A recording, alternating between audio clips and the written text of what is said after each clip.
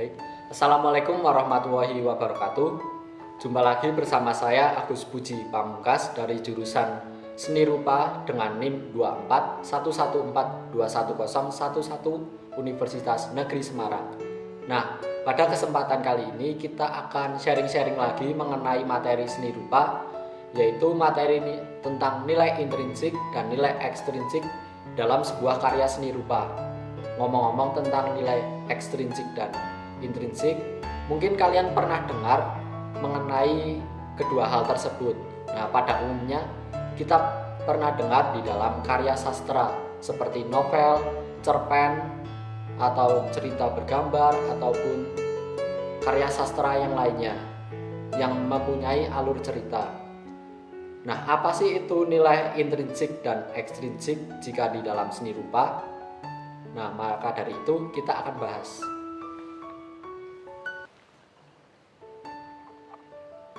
Nah, yang pertama yaitu nilai intrinsik atau nilai yang ada di dalam sebuah karya. Apa sih itu nilai intrinsik dalam karya seni?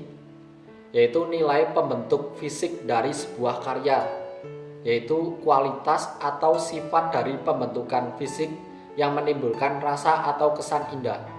Jadi di dalam seni rupa itu ada nilai-nilai pembangunnya seperti halnya titik, kemudian garis, warna, tekstur, bentuk, raut, ataupun prinsip keseimbangan, dan yang lainnya. Nah, itu merupakan nilai intrinsik. Nah, sampai sini mungkin kalian udah mulai ada pandangan mengenai nilai intrinsik dalam sebuah karya seni rupa. Lebih lanjut, saya akan jelaskan. Yang pertama adalah titik. Apa sih itu titik? Nah, titik merupakan unsur yang paling dasar dalam sebuah karya seni rupa, yaitu titik terjadi dari hasil sentuhan atau tusukan benda runcing pada sebuah media. Nah, contoh simpel dari sebuah karya seni yang menggunakan titik yaitu karya seni menggunakan teknik pointillis. Karya seni ini hanya menggunakan unsur titik dengan mengatur tingkat kerenggangannya sehingga membentuk sebuah alur titik-titik yang membentuk karya yang memiliki nilai estetika dan keindahan. Selain itu, ada juga nilai garis. Garis merupakan unsur yang dominan di dalam sebuah karya setelah titik, di mana garis itu bisa membentuk sebuah karya menjadi bentuk-bentuk pada umumnya. Nah, contohnya karya seni yang menggunakan nilai garis atau unsur garis yaitu karya seni sketsa ataupun karya seni sket atau yang lainnya. Kemudian ada yang namanya bidang. Apa sih itu bidang? Bidang merupakan pertemuan atau perpotongan dari sebuah garis. Seperti yang kita ketahui bahwa garis jika kita dipotongkan dengan minimal 3 perpotongan maka membentuk sebuah bidang yang dinamakan bidang segitiga. Begitu pula dengan 4 garis bisa membentuk sebuah bidang segi 4. Bidang sendiri itu terdiri dari 2, yaitu bidang beraturan seperti contoh lingkaran, persegi, kemudian belah ketupat, jajar genjang, dan yang lainnya. Kemudian ada bidang yang tidak beraturan, yaitu dinamakan raut atau garis-garis yang membentuk sebuah alur tidak beraturan. Kemudian ada lagi bentuk. Nah, apa sih itu bentuk? Bentuk merupakan sebuah bidang yang memiliki volume ataupun kedalaman. Contoh kita membentuk sebuah kubus, contoh bola, kubus, kemudian prisma ataupun yang lainnya yang memiliki volume. Kemudian ruang, yaitu titik di mana sebuah karya itu memiliki kedalaman dimensi ataupun volume dimensi. Selanjutnya ada tekstur. Apa sih itu tekstur? Nah, tekstur sendiri merupakan nilai raba dari sebuah benda ataupun bentuk-bentuk yang lainnya. Misal kita memegang sebuah batu ataupun seperti halnya contoh itu patung menara ini, jika kita raba maka akan terasa tekstur bergelombang. Kemudian tekstur itu sendiri memiliki dua macam, yaitu tekstur maya dan juga tekstur nyata. Nah, untuk yang saya pegang sendiri ini dinamakan tekstur nyata karena kita bisa merasakan sendiri tekstur yang ada di dalam benda tersebut. Kalau kita ingin tahu apa itu tekstur maya, yaitu tekstur yang kita dapat merasakan melalui penglihatan tetapi tidak bisa kita rasakan melalui indera peraba, seperti hanya kita memegang HP. Padahal kita juga tahu bahwa di dalam gambar itu mempunyai tekstur, tetapi kita hanya bisa merasakan tekstur datar dari HP tersebut atau layar tersebut. Kemudian setelah tekstur itu ada warna. Nah, warna dalam seni rupa itu merupakan unsur yang dominan, walaupun banyak karya seni rupa yang hanya menggunakan dua warna, misal hitam putih ataupun yang lainnya. Warna itu sendiri bisa menambah nilai keindahan atau estetika dari sebuah karya, dan juga bisa memperlihatkan unsur-unsur yang lainnya atau memperjelas unsur-unsur yang lainnya, misal kedalaman ataupun ruang itu menggunakan warna gelap dan terang untuk menyusun, menggunakan warna gelap terang untuk menyusun efek gelap terang. Kemudian setelah yang warna titik, garis dan juga bidang dan yang lainnya, yang terakhir yaitu prinsip atau nilai komposisi atau balance. Nah, di dalam karya seni rupa tentunya itu karya akan nampak indah jika menggunakan prinsip-prinsip komposisi. Kemudian setelah kita mengetahui nilai-nilai intrinsik dalam sebuah karya yang terdiri atas unsur garis, titik, warna gelap terang, ruang, bidang dan yang lainnya. Kemudian setelah kita mengetahui apa itu nilai intrinsik yang terdiri atas garis, titik, bidang, gelap terang, warna, tekstur dan yang lainnya, kita akan berlanjut ke nilai ekstrinsik. Apa sih itu nilai ekstrinsik? Nilai yang berada di luar dari sebuah karya tersebut, atau nilai karya tersebut memiliki makna apa atau tujuan apa karya tersebut diciptakan. Sebagai contoh kita membuat karya seni lukis.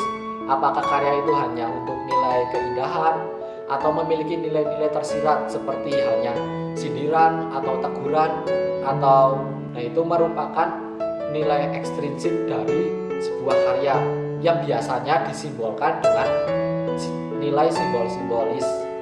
Seperti contoh sebuah karya seni lukis yang di dalamnya terdapat gambar kursi. Nah, itu kursi sendiri jika dilihat dari sisi keindahan, maka hanya dianggap bahwa itu kursi biasa yang dilukis.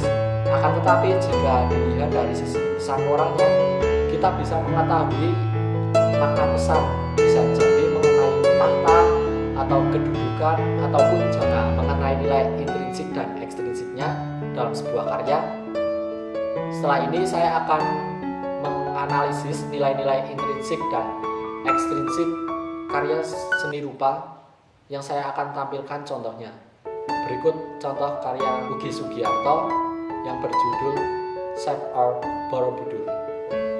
Jadi kali ini kita akan menganalisis unsur-unsur intrinsik dan ekstrinsik dalam sebuah karya seni rupa. Di sini saya menampilkan karya seni rupa dari pelukis asal Wonosobo, yaitu Bapak Ugi Sugiarto, di mana beliau merupakan salah satu pelukis Indonesia yang karyanya sudah mendunia. Nah, ini merupakan salah satu contoh karya seni lukis beliau yang berjudul Shape of Culture. Nah, karya seni ini menampilkan sebuah bangunan ikonik Indonesia, yaitu Candi Borobudur yang terselimuti plastik. Di dalam karya seni rupa ini memiliki nilai intrinsik dan nilai ekstrinsiknya. Berikut saya paparkan. Dari yang pertama yaitu nilai intrinsik, yaitu garis. Yang pertama, titik, mana dalam karya seni ini kita disuguhkan dengan deretan titik yang kita kita komposisikan menjadi sebuah bentuk. Salah satu contohnya itu terdapat titik-titik di bagian detail, area-area patung, kemudian di area-area garis tarikan plastik, kemudian titik-titik yang membuat lukisan ini nampak terlihat detail. Nah, seperti contoh di bagian ini ataupun di bagian langit-langit itu terdapat titik-titik yang membangun sebuah karya ini menjadi terlihat perfect, detail, dan kemudian setelah titik itu ada garis. Garis merupakan seperti yang tadi telah dijelaskan, yaitu garis merupakan penghubung antar titik satu dengan titik yang lainnya. Nah, di dalam karya seni ini kita disuguhkan dengan banyak garis. Salah satu contohnya di titik ini yaitu terdapat tarikan-tarikan garis dari plastik itu sendiri, di mana plastik itu menyelimuti candi dari atas sampai ke bawah sehingga menimbulkan garis-garis yang terkesan nyata. Setelah garis itu ada bidang. Nah, bidang itu sendiri ditampakkan dari siluet-siluet candi yang berada di dalam membentuk sebuah bidang yang membentuk sebuah siluet candi. Kemudian di area gelap ini juga terdapat bidang. Kemudian area-area yang lain seperti tekstur seperti bentuk-bentuk plastik yang tertarik ini juga merupakan sebuah bidang. Kemudian setelah bidang juga terdapat bentuk. Nah, bentuk itu sendiri terlihat jelas dari bentuk Candi Borobudur ini yang memiliki volume ataupun sisi kedalaman. Kemudian setelah bentuk juga ada ruang. Nah, ruang itu sendiri terlihat dari dimensi lukisan itu. Nah, ruang itu sendiri dapat dilihat dari peletakan objek candi dan juga sisi awan yang terlihat seperti memiliki kesan ruang di dalamnya. Bagian sini terdapat ruang-ruang kosong di mana candi seperti berada di depan ruang itu. Kemudian terlihat kita ada menjorok ke dalam atau memiliki ruang kedalaman di dalam lukisan itu, atau sisi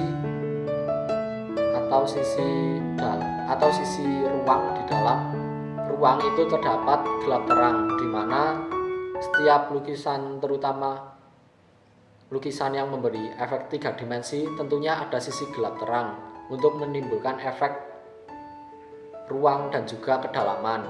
Sisi gelap terang pada tangan ini, pada objek tangan. Nah, ini terdapat sisi gelap dan juga terdapat sisi terang, di mana seperti yang kita lihat itu memberi efek kesan bervolume dan juga efek timbul pada lukisan tangan ini atau di dalam objek tangan dalam lukisan ini. Kemudian setelah gelap terang itu ada tekstur. Nah, di dalam lukisan ini terdapat banyak tekstur yang dapat kita lihat dan kita setelah gelap terang kita masuk ke tekstur. Nah, tekstur dalam lukisan ini bisa kita lihat di atas Candi Borobudur ini seperti ada tekstur batu. Kemudian di kulit ini juga ada seperti tekstur kulit manusia sungguhan. Kemudian yang paling menonjol di sini adalah tekstur plastik. Nah, di bagian sini tekstur plastik yang tertarik, kemudian kusut dan yang lainnya itu nampak jelas sekali dan seperti nyata, walaupun lukisan ini lukisan dua dimensi, akan tetapi seperti 3 dimensi, memiliki tekstur tersendiri. Kemudian setelah tekstur kita masuk ke warna. Nah, di dalam lukisan ini terdapat komposisi warna gelap terang. Kemudian gelap diwakilkan oleh warna biru tua, terang diwakilkan dengan warna awan yang cenderung biru, keputih-putihan, dan juga warna hijau di sini. Nah, setelah warna kemudian kita masuk ke komposisi bentuk. Di dalam lukisan ini itu kita bisa lihat komposisi asimetris akan tetapi terlihat simetris. Nah, contohnya kita lihat pada bagian tangan ini, kita bisa melihatnya seperti simetris kanan dan kiri, akan tetapi tangan ini tidak berbentuk simetris. Itu merupakan komposisi atau balance dari sebuah karya seni lukis ini. Nah, setelah kita membahas unsur intrinsik dalam karya seni lukis ini, kita akan mengorek unsur ekstrinsik atau pesan atau tujuan ataupun gagasan yang dituangkan oleh pelukis Bapak Ugi Sugiyarto di dalam karya seni lukisnya. Di dalam lukisan yang berjudul Shape of Culture ini, kita bisa tahu bahwa dia berusaha melindungi kebudayaan dengan cara menyelimuti plastik. Ini disimbolkan dengan plastik itu berfungsi untuk sebagai pelindung budaya. Kita bisa tahu bahwa itu pelindung karena apa? Karena dia menyelimuti seluruh candi sehingga di dalam candi itu aman dan utuh. Sedangkan yang tidak terselimuti candi seperti nampak gambar pada patung Buddha ini seperti halnya rusak tertumbuhi oleh rumput, ilalang, dan juga kepalanya pun terpenggal atau kepalanya pun rusak akibat tidak melindungi dari siapa? Tentunya dari oknum-oknum yang tidak bertanggung jawab. Disimbolkan dengan figur orang yang sedang berbisik atau sedang membisikkan sesuatu, mungkin kejahatan. Kemudian disimbolkan dengan tangan-tangan yang hendak merambah atau merusak. Bisa disimpulkan bahwa lukisan ini mempunyai pesan moral tersendiri, yaitu melindungi budaya dari ancaman oknum tidak bertanggung jawab.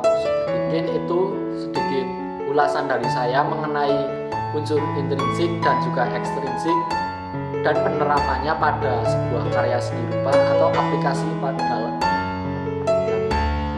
Nah, itu mungkin sedikit ulasan dari saya mengenai unsur intrinsik dan ekstrinsik dalam sebuah karya seni rupa dan juga paparannya pada sebuah karya seni lukis yang telah kita urai bersama mengenai unsur intrinsiknya dan ekstrinsiknya. Mungkin cukup sekian dari saya, kurang lebihnya mohon maaf. Saya akhiri. Wassalamualaikum warahmatullahi wabarakatuh.